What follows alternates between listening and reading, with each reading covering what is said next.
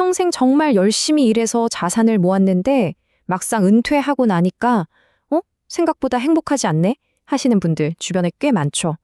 오늘 이 시간에는요, 돈이 아니라 바로 이 시간을 사는 게 어떻게 행복한 은퇴의 열쇠가 되는지 그 새로운 경제학에 대해 한번 깊이 파고들어 보겠습니다. 자, 바로 이 질문에서 한번 시작해 볼까요? 아니, 돈도 있고 시간도 있는데 왜 행복하지 않냐는 이 역설적인 상황. 이게 바로 오늘 우리가 함께 풀어볼 핵심 문제입니다. 돈만 있으면 다 해결될 거라는 그 믿음, 과연 사실일까요? 여기 우리나라 베이비 부머와 X세대를 대표하는 가상의 인물 김 부장님이 있습니다. 진짜 평생을 성실하게 일하고 아껴서 상당한 자산을 모으셨죠. 그런데 은퇴 후의 삶이 기대와는 영 딴판인 겁니다.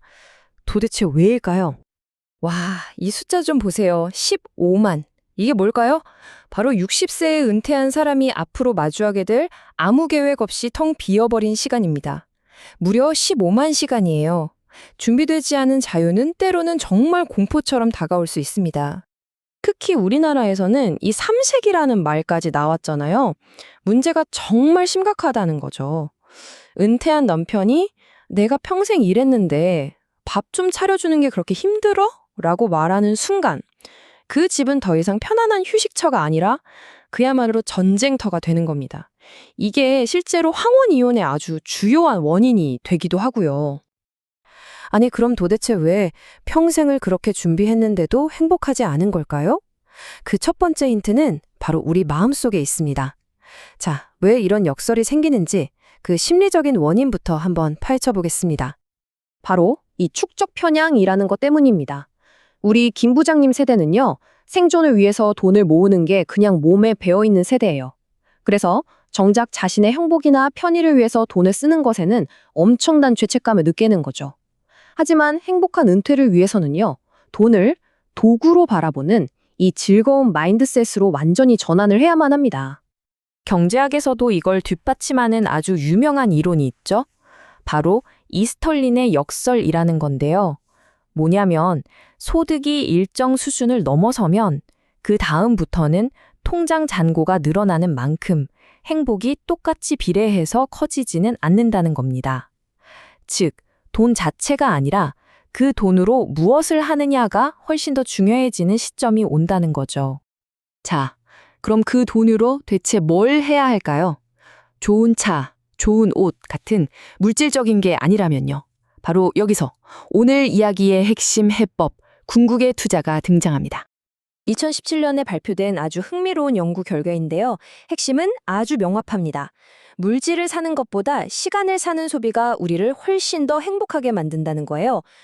정말 대담한 발견 아닌가요? 이 표를 보시면 그 이유가 한눈에 들어옵니다. 자, 왼쪽 시간 구매와 오른쪽 물질 구매를 한번 비교해 볼게요. 명품 시계 같은 물질 구매는요, 쾌락적 적응이라는 것 때문에 그 기쁨이 금방 사라져요.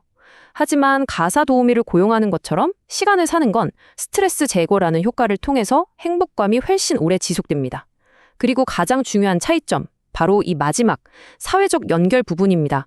시간을 사면 가족이나 친구와 보낼 여유가 생기지만 물질 소비는 그냥 나 혼자만의 만족으로 끝나는 경우가 많다는 거죠. 아, 알겠다. 시간을 사고 싶다. 근데 당장 쓸 현금이 없는데? 라고 하실 수 있어요. 특히 자산 대부분이 부동산에 묶여있는 소위 자산 부자, 현금 거지라면 더더욱 그렇죠. 자, 이제 그 아주 현실적인 해법을 살펴보겠습니다. 은퇴 후의 자산 관리는요, 이 패러다임 자체를 완전히 바꿔야 합니다. 이 표를 한번 보세요.